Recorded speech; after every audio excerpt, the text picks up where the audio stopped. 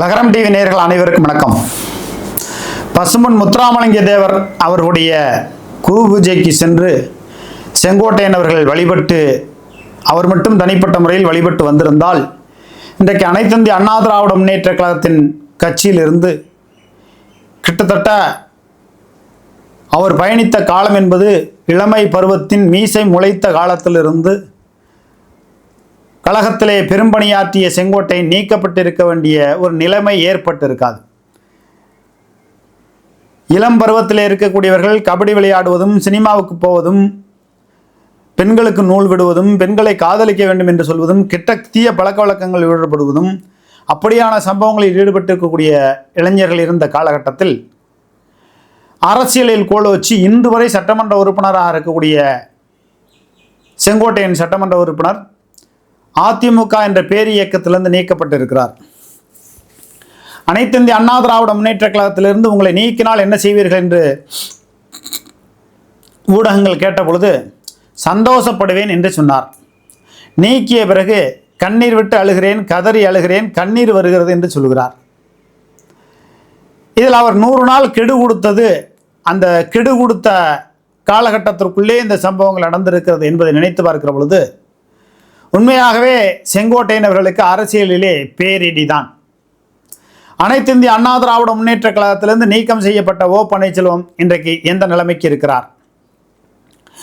அனைத்து இந்திய அண்ணா திராவிட முன்னேற்ற கழகத்தில் நீக்கம் செய்யப்பட்ட டிடிவி தினகரன் அம்மா மக்கள் முன்னேற்ற கழகம் என்ற ஒரு கட்சியை தொடங்கி அந்த கட்சியினுடைய பொதுச் செயலாளராக இருக்கிறார். ஆனால் செங்கோட்டையனுக்கு அப்படி எந்த வகையிலும் போக்கிடம் இல்லை. இவர் எங்கே போவார்? பாஜக சொல்படி கேட்டுத்தானே 100 நாள் கெடு விதித்தார். பாஜகவை யார் நம்பி போனாலும் நடுத்தருவிலே நிற்பார்கள் என்பதற்கு சான்றாக ஓ பன்னீர்செல்வம் இருக்கிற பொழுது பாஜகவினுடைய பேச்சை கேட்டு இப்படி செங்கோட்டையன் செய்திருக்க வேண்டிய அவசியம் இல்லை. செங்கோட்டையன் தன்னந்தனியாக அம்மையார் சசிகலா அவர்களை சென்று போய் சந்தித்திருக்கும் பட்சத்தில் ஒரு சலசலப்பை அனைத்து இந்திய அண்ணா திராவிட முன்னேற்ற கழகத்தில் ஏற்படுத்தியிருக்கலாம். தேவர் ஜெயந்தி தேவர் குரு பூஜைக்கு சென்றதின் காரணத்தினால் செங்கோட்டையனை நீ நீக்கிட்டல்ல, உனக்கு ஒத்த ஓட்டு கிடைக்காது பாரு அப்படின்னு சொல்லி தென் மாவட்டத்தில் பெரிய அளவுக்கு முக்குளத்தூர் மத்தியில் பெரும் ஒரு சலசலப்பு, ஒரு ஆதங்கம், ஒரு வெறித்தனம் ஏற்பட்டு விட்டது. சரி, இந்த சூழ்நிலையெல்லாம் வச்சு பார்க்கும்போது அம்மையார் சசிகலா அவர்கள் நான் 2026 ஒரு ஆட்சி அமைப்பேன், அம்மாவின் ஆட்சி அமைப்பேன் என்று சொல்கிறார். ஜெயா டிவியில் கழகத்தினுடைய பொதுச் செயலாளர்னு போட்டுக்கிறாங்க. அதை எடப்பாடி பழனிசாமி ஒரு காலமும் கண்டிக்கவில்லை. ஆனால் முன்னெல்லாம் சசிகலான்னு சொல்லுவார், இப்போ திருமதி சசிகலான்னாரு. இன்னும் கொஞ்ச நாளில் பார்த்தீங்கன்னா எடப்பாடி பழனிசாமி சின்னம்மான்னு சொல்லுவார். அதற்கான காலம் நெருங்கி வந்து கொண்டு இருக்கிறது. எடப்பாடி பழனிசாமியும் ஓ பன்னீர்செல்வத்தையும் அரசியலில் நிராயுத பாணி அப்படிங்கிறத தாண்டி அதிமுகவுக்கு எந்த விதமான இடையூறு பண்ணாத அளவுக்கு அவங்கள ஓரங்கட்டணும்னா அம்மையார் சசிகலாவை எடப்பாடி பழனிசாமி சின்னம்மா என்று சொல்லக்கூடிய ஒரு நிலைமை வரும். அப்படி ஒரு நிலைமை வராவிட்டால் அனைத்து இந்திய அண்ணா திராவிட முன்னேற்ற கழகம் எதிர்க்கட்சி வரிசையில் கூட வர்றதுக்கான வாய்ப்புகளே இல்லை என்பதுதான் கண்ணு கட்டிய தூரம் நமக்கு கிடைத்திருக்கிற தகவல். 2026 சட்டமன்ற தேர்தலில் என்ன நடக்க போகுதுங்களா? 2026 சட்டமன்ற தேர்தலில் விஜய் ஒரு குறிப்பிட்ட ஓட்டுகளை பிரிக்க போகிறாரு. அதுபோக சீமானுக்கு இந்த முறை 8% ஓட்டு முன்னாடி கிடைச்சிருக்குன்னா இப்போ குறைஞ்சபட்சம் 10% மேலே கூடுதலான ஓட்டு வங்கி கிடைப்பதற்கான வாய்ப்புகள் இருக்குது. இருவரும் திராவிட கட்சிகளை, தேசிய கட்சிகளை எதிர்க்கக்கூடிய வலிமையும் வல்லமையும் வேற யாருக்கிட்டுமே இல்லை. சீமான் தான் அதுக்கு தகுதியானவர் அப்படிங்கிற ஒரு நிலைமைக்கு வருகிற பொழுது சீமானுக்கு கூடுதலான ஓட்டு வங்கிகள் கிடைப்பதற்கான வாய்ப்புகள் இருக்கிறது.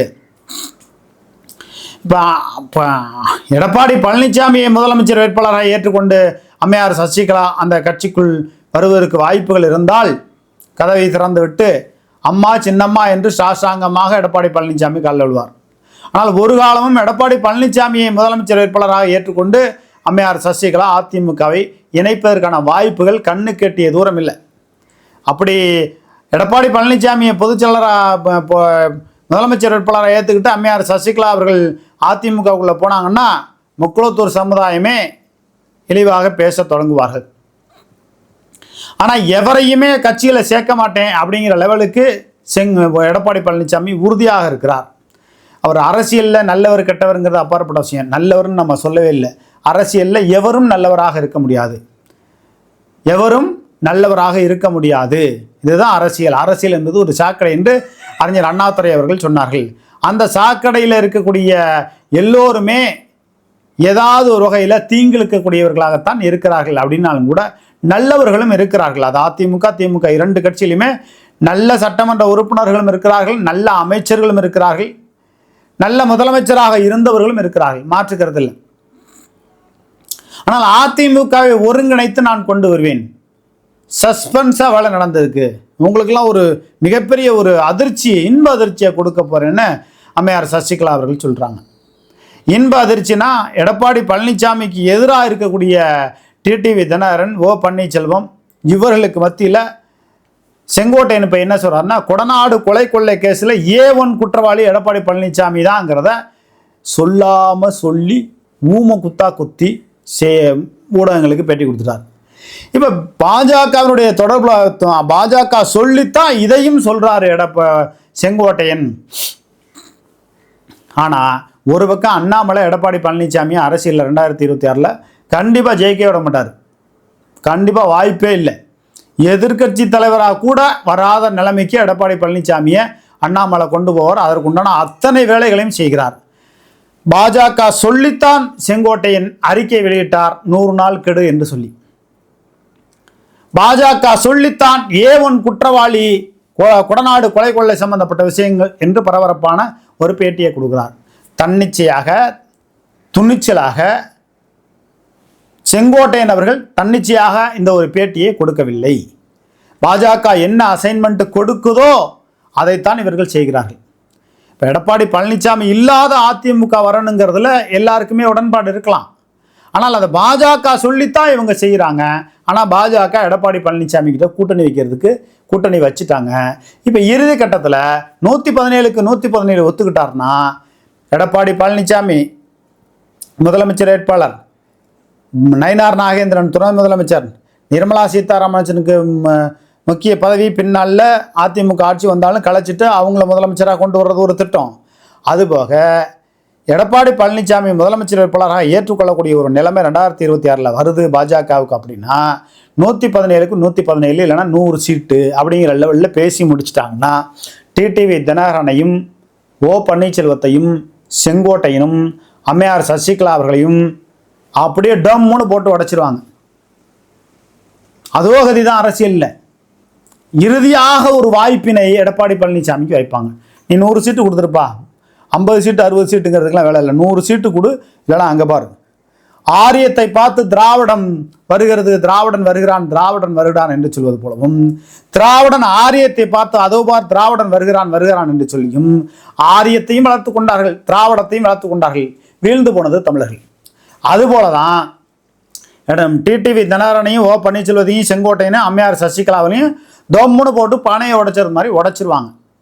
எப்படி எடப்பாடி பழனிசாமி ஒரு 100 சீட்டுக்கு கொடுத்துட்டாரு, அல்லது 117 சீட்டுக்கு கொடுத்துட்டாரு, அல்லது பாஜகவுக்கு துணை முதலமைச்சர் பதவி ஒத்துக்கிட்டாரு, நாளைய கேபினட் மந்திரி பதவி கொடுக்கறதுக்கு ஒத்துக்கிட்டாங்க அப்படிங்கிறத மாதிரி எடப்பாடி பழனிசாமி சமரசத்துக்குள்ளே போனார்னா பாஜக அதையும் ஏற்றுக்கொண்டு டிடிவி தினகரன், ஓ பன்னீர்செல்வம், செங்கோட்டையன், அம்மையார் சசிகலாவை கைவிட்டு விடுவார்கள். பாஜகவை நம்பி போனவர்கள் எல்லோருமே மோசம் போனவர்கள் தான். பல பேர் பாஜகக்குள்ளே இருக்கக்கூடியவர்களே சொல்கிறாங்க, பாஜகவை நம்பி நாங்கள் போனோம், மோசம் போயிட்டோம்னு. அப்போ பாஜகவை நம்பி மோசம் போனவர்கள் பலர் உண்டு. அதே நேரத்தில் எடப்பாடி பழனிசாமி இன்னொரு காரியமும் பண்ணிட்டு இருக்கார். 2026க்கு பிறகு எப்படியா இருந்தாலும் மகன் மிதுனை இந்த கட்சியினுடைய பொதுச் செயலாளராக கொண்டு வந்தோம். அவருடைய திட்டம் தொலைநோக்கு திட்டமாக இருந்தாலும் அவருடைய கட்சி அவருடைய கட்டுப்பாட்டில் இருக்க அவர் எடுக்கிறது தான் முடிவு அப்படிங்கிற லெவலுக்கு வந்துட்டாங்க. அதுக்கு எலும்பு துண்டு போட்டால் என்ன செய்வார்களோ அதுபோலெல்லாம் பலர் செய்து கொண்டிருந்தாலும் கூட உதயகுமார் அவர்கள் கட்சியினுடைய முக்கிய அங்கம் வகிக்கிறார். அதுபோல் சீனிவாசன் அங்கம் வகிக்கிறார். நத்தம் சீனிவாசன், திண்டுக்கல் சீனிவாசன், நத்தம் விஸ்வநாதன், விஜயபாஸ்கர், இன்னும் இருக்கக்கூடிய அனைவரும் முக்குளத்தூர் சமுதாயத்தை சார்ந்தவர்கள் அங்கம் வகித்தாலும் கூட எடப்பாடி பழனிசாமி முக்குளத்தூர் இனத்திற்கு செய்த துரோகம் என்பது ஒன்றல்ல இரண்டல்ல 1000 துரோகங்களை, ஆரம்பத்திலே பெரும் வடுவை பெரும் காயத்தை ஏற்படுத்தி விட்டார். முதலமைச்சர் பதவிக்கு கொடுத்த அம்மையார் சசிகலா அவர்களை நாயே என்று சொல்லிவிட்டார். எனக்குமே முக்குளத்தூர் சமுதாய மக்கள் ஒரு சொல் கொல்லும், ஒரு சொல் வெல்லும் என்பதை உணர்ந்தவர்கள். அந்த வகையில் பார்க்கும் பொழுது எடப்பாடி பழனிசாமியை 2026 முதலமைச்சர் பதவியில் உட்கார வச்சு அழகு பார்க்கணுங்கிற எண்ணம் அவங்களுக்கு கிடையாது. முதலமைச்சர் பதவியில் உட்கார வச்சுட்டு அதை விட என்ன வேலை அப்படிங்கிற லெவலில் ஒவ்வொருத்தரும் 100% பேர் மனசுக்குள்ளே சத்தியம் பண்ணிட்டாங்க.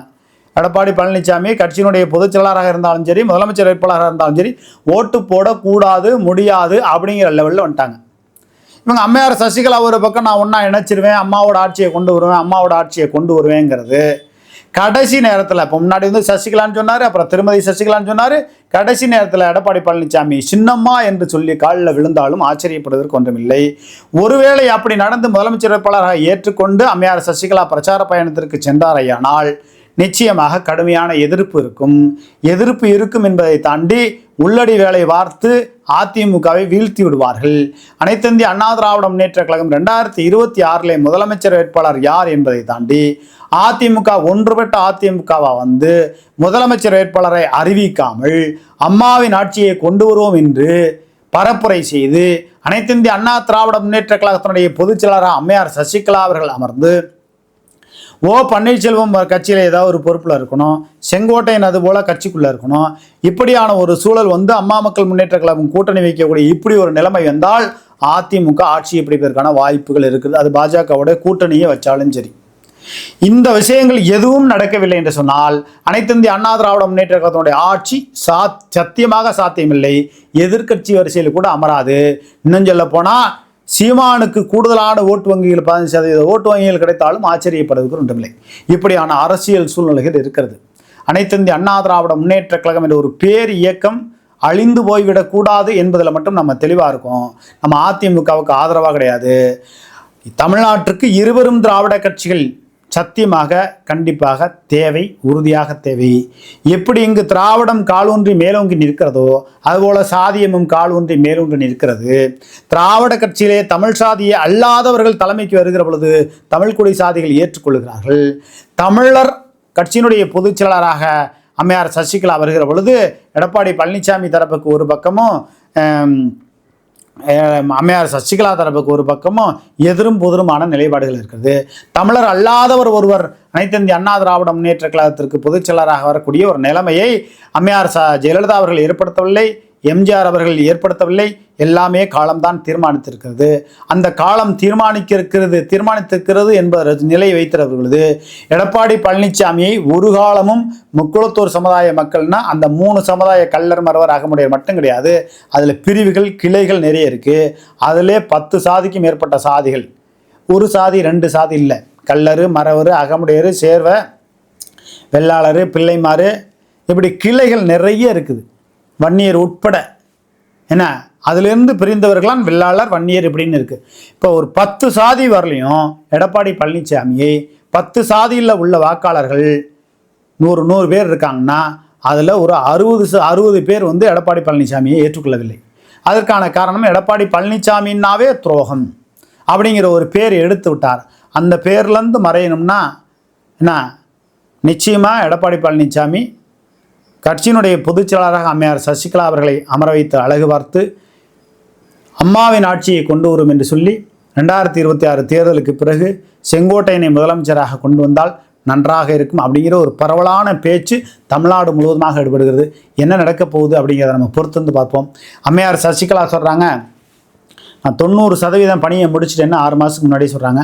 90% பணிகளை முடித்ததற்குண்டான எந்த விதமான முகாந்திரமும் கண்ணு கட்டிய தூரம் தெரியவில்லை என்றாலும் ஏதோ அரசியல் பின்புலங்கள் இணைப்புக்கான வேலைகள் நடந்து கொண்டு இருக்கிறது. அதன் அடிப்படையிலே தான் எடப்பாடி பழனிசாமி சசிகலா என்று சொன்னவர் இப்பொழுது திருமதி சசிகலா என்கிறார். பின்னாளிலே சின்னம்மா என்று சொல்லுவார். அப்படியான ஒரு நிலைமை வரும் என்று எதிர்பார்க்கப்படுகிறது. அப்படியான ஒரு நிலைமை வரவில்லை என்று சொன்னால் மீண்டும் திராவிட முன்னேற்ற கழகம் கோலோச்சி அரசியலில் 2வது முறையாக ஆட்சி அமைக்கும். அண்ணாதுரை செய்யாத சாதனையை, கலைஞர் செய்யாத சாதனையை கட்சியினுடைய தலைவர் ஐயா ஸ்டாலின் அவர்கள் செய்தார் என்ற ஒரு அற்புதமான ஒரு நிலைமையை திமுகவுக்கு ஏற்படுத்தக்கூடிய நிலைமை வரும். திமுக இதனையெல்லாம் உணர்ந்து கொண்டு அவர்கள் இன்னும் கூடுதலான முறையில் சட்டம் ஒழுங்கை சரி செய்துவிட்டும் வேளாண்மை துறையில் MRK பன்னீர்செல்வத்தோட உதவியாளர்கள் 2 பேர் 1000 கோடிக்கு அதிபதியாக இருக்கிறார்கள். ஊழல் முறையீடு செய்து வேளாண்மை துறையிலே சங்கரலட்சுமி இணை இயக்குநராக இருக்கக்கூடிய சங்கரலட்சுமி ஊழல் முறையீடுகளை அதிக அளவுக்கு செய்திருக்கிறார். புதுக்கோட்டை மாவட்டத்தில் தோட்டக்கலைத்துறையிலே ஊழல் முறையீடுகள் அதிக அளவுக்கு கோடிக்கணக்கான ரூபாய் அரசாங்கத்திற்கு பொருளாதார இழப்பை ஏற்படுத்தக்கூடிய வகையில் வாழைக்கன்று திசு முட்டுக்கட்டை கொடுப்பது மற்றும் சம்மங்கி போன்ற விஷயங்களில் ஊழல் முறைகேடு நடந்து கொண்டிருக்கிறது. பெரம்பலூர் மாவட்டத்தில் மக்காச்சோளம், அரியலூர் மாவட்டத்தில் மக்காச்சோளம், அதேபோல் திருச்சி மாவட்டத்தில் வாழைக்கன்று, திண்டுக்கல் மாவட்டத்தில் மக்காச்சோளம், வாழைக்கன்று இது போன்ற விஷயங்கள் வேளாண்மை துறையில் கோடிக்கணக்கான பல ஆயிரம் கோடி ரூபாய் ஊழல் முறைகேடுகள் அதிக அளவுக்கு நடந்து கொண்டு இருக்குது. திராவிட முன்னேற்ற கழகத்தினை கட்டுக்குள் கொண்டு வந்து நல்லாட்சி செய்தால் நல்லது என்று சொல்லப்படுகிறது. அதே நேரத்தில் நிச்சயமாக திராவிட முன்னேற்ற கழகம் மீண்டும் ஆட்சிக்கு வறுமையானால் ஊழல் முறைகேடுகளை தடுக்கக்கூடிய அத்தனை வேலைகளையும் செய்தால் திமுக மீண்டும் ஆட்சிக்கு வரும். அனைத்து இந்திய அண்ணா திராவிட முன்னேற்ற கழகம் ஒன்றுபட்ட ஆட்சியை செய்ய முன்வருமை ஆனால் நிச்சயமாக திராவிட முன்னேற்ற கழகம் மீண்டும் ஆட்சி அதிகாரத்துக்கு வருவதற்கான வாய்ப்புகள் இருக்குது. அப்படி திராவிட முன்னேற்ற கழகம் சட்டம் ஒழுங்கை சரி செய்யாவிட்டால் மீண்டும் திமுக ஆட்சியை இழக்கக்கூடிய நிலைமை வரும். ஒரு ஆட்சி 4 ஆண்டு காலம் முடிவடைந்து விட்டது என்று சொன்னாலே அந்த ஆட்சிக்கு கெட்ட பெயர் இருக்கத்தான் செய்யும். பெரும்பாலான திட்டங்களை திராவிட முன்னேற்ற கழகம் கொண்டு வந்தது என்று சொல்லுகிறார்கள். ஆனாலும் கூட திராவிட முன்னேற்ற கழகத்தினுடைய ஆட்சியிலே வேளாண்மை துறையில் நடக்கக்கூடிய ஊழல் முறைகேடு போல் வேறு எந்த துறையிலையும் நடக்கல. இப்போ திமுக அதிமுக இருவரும் திராவிட கட்சிகளில் நடக்கக்கூடிய ஊழல் முறைகேடுகளிலே வேளாண்மை துறை, வருவாய்த்துறை, வணிக வரி மற்றும் பத்திரப்பதிவுத்துறை, பொதுப்பணித்துறை, நீர்வளத்துறை இந்த 5 துறைகளில் தான் அதிக அளவுக்கு ஊழல் முறைகேடு நடக்கும். திராவிட முன்னேற்ற கழகத்தில் இப்போ நீர்வளத்துறைன்னு தனியாக பிரிச்சிருக்காங்க, அவ்வளோதான். மற்றபடி பொதுப்பணித்துறையாக தான் இருந்துச்சு. ஆனால் திராவிட முன்னேற்ற கழகத்தினுடைய ஆட்சியில் இந்த வேளாண்மை துறையில் நடக்கக்கூடிய ஊழல் முறைகேடுகள் என்பது அளவுக்கு அதிகமான ஊழல் முறைகேடுகள் நடந்து கொண்டு இருக்கிறது அப்படின்னு நம்ம சொல்கிறோம். அதே நேரத்தில் அதிமுக திமுக அந்த 2 திராவிட கட்சிகளும் வேளாண்மை துறை அமைச்சர் என்ற பதவியை வன்னியருக்கு மட்டுமே கொடுக்கறது. அது ஜாதகம் பார்த்து கொடுக்குறாங்களா, ஜோசியம் பார்த்து கொடுக்குறாங்களா, அல்லது ராசின்னு கொடுக்குறாங்களா என்னன்னு தெரியல. அப்போ வேளாண் குடிகள் என்று சொல்லக்கூடிய விவசாயம் பார்க்கக்கூடிய சமுதாயம் என்று சொல்லக்கூடிய முக்குளத்தூர் சமுதாயம் இருக்குது, முத்தரையர் சமுதாயம் இருக்கிறது, இன்னும் பிற சாதிகள் எல்லாம் இருக்கிறது. அவர்களுக்கெல்லாம் இந்த வேளாண்மை துறை அமைச்சர் பதவி கொடுக்காமல் தொடர்ந்து வன்னியருக்கு மட்டுமே வேளாண் துறை அமைச்சர் பதவி கொடுப்பது என்பது கொடுமையிலும் கொடுமை. அதனை திராவிட முன்னேற்ற கழகம் 2026 ஆட்சி அமைக்கும் பட்சத்தில் அதனை மாற்றி அமைச்சர் பதவி வேறு ஒருவருக்கு கொடுக்கணும். ஏன்னா கண்ணு கட்டிய தூரம் 2026 அதிமுக ஆட்சி அமைக்கும் என்ற ஒரு நிலைப்பாடு கண்ணு கட்டிய தூரம் இல்லவே இல்லை. ஒரு காலமும் அம்மையார் சசிகலாவையே எடப்பாடி பழனிசாமி ஏற்றுக்கொண்டு கட்சியினுடைய பொதுச்செயலாளராக கொண்டு வந்து ஓபிஎஸ்ஸையும் டிடிவி தினகரனையும் கட்சிக்குள்ளே கொண்டு வராமல் இருந்தாலும் அதிமுக ஆட்சிக்கு வருவதற்கான வாய்ப்பில்லை. அனைவரும் ஒன்றுபட்டால் அதிமுக என்ற ஒரு பேர் இயக்கம் இருக்கும். இல்லை என்றால் 2026க்கு பிறகு எடப்பாடி பழனிசாமி இந்த கட்சிக்கு வேண்டாம் என்று தூக்கி எறிந்துவிட்டு எல்லோரும் அம்மையார் சசிகலாவை நோக்கியோ செங்கோட்டையை நோக்கியோ ஓடக்கூடிய ஒரு நிலைமை வரும் அப்படிங்கிறது மாதிரியான பல்வேறு தகவல் இருக்குது. ஆனால் 2026 தேர்தல் வரையிலும் எடப்பாடி பழனிசாமி கொஞ்சம் கூட ஒத்துக்க மாட்டார். அம்மையார் சசிகலா, டிடிவி தினகரன், ஓ பன்னீர்செல்வம், செங்கோட்டையன் இந்த 4 வரையும் தள்ளி வைத்து இவர்களெல்லாம் விஜய் கூட்டணிக்கு போகக்கூடிய நிலைமையிலேயோ ஒரு சூழ்நிலையை பாஜக ஏற்படுத்தி நாசக்கார வேலைகளை பாஜக செய்து கொண்டு இருக்குது. இதற்கு மத்தியில் இவர்கள் புரிந்து கொண்டு செங்கோட்டையன், ஓ பன்னீர்செல்வம், அம்மையார் சசிகலா இவர்கள் எல்லாம் ஒன்றா உட்கார்ந்து பேசினாங்கன்னா இதற்கு நல்லதொரு தீர்வு கிடைப்பதற்கான வாய்ப்புகள் இருக்குது. நன்றி, வணக்கம்.